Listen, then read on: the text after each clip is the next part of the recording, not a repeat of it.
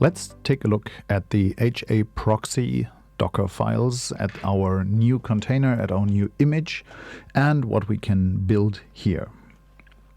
When you look at your exercises folder, you will find a very well prepared HA proxy directory here with a Docker file and also a configuration.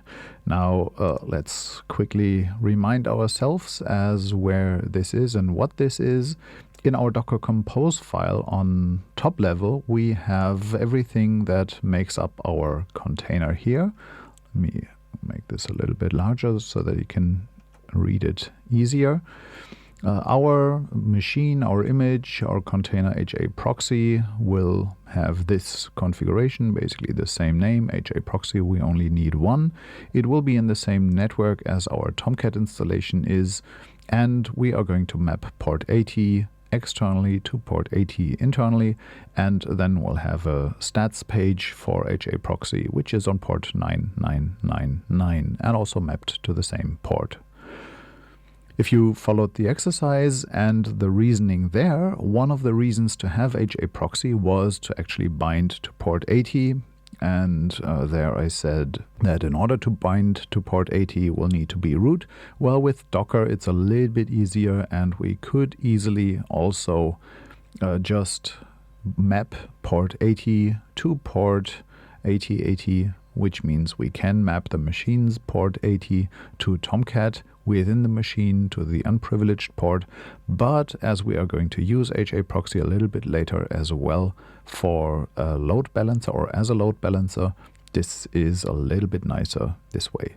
And again, reminder, we're not handling HTTPS in here, so we're just dealing with plain HTTP. Docker Compose being looked at.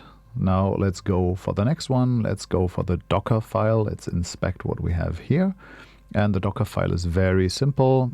We basically just are based on the HA proxy image, and then we're copying configuration on top of what we already have. What's that configuration? Well, let's quickly look at the configuration file here as well.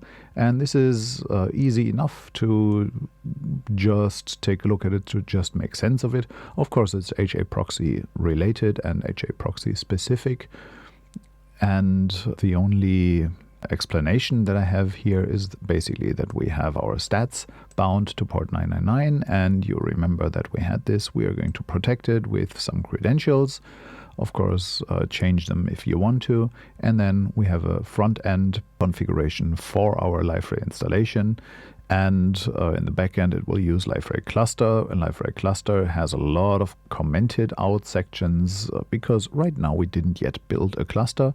We're load balancing a server of one. Actually, we're not even load balancing that, but this is our trusty old Liferay Tomcat 1 machine that I have still running in the background. See, there it is together with the MySQL installation. Now let's see what we can do with this. And with this container, we are able to build the HA proxy container.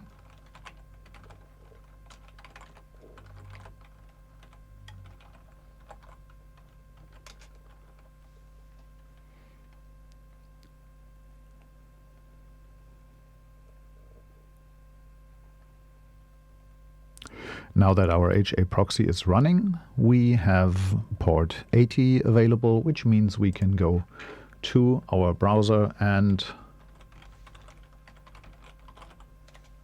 fully omit the port, visit HTTP localhost, and we'll reach our Liferay Tomcat 1 installation through HA proxy. And what we can also do is we can look at the HA proxy's stats by going to port 9999 on localhost, which requires our credentials. Mine are conveniently pre-filled. That was test@liferay.com with a password test. And here you can see what HA proxy reveals about the current installation. Well, that's it. This is HA proxy running. Congratulations. You now have something that resembles a production environment a little bit more than just a simple Tomcat running on its own.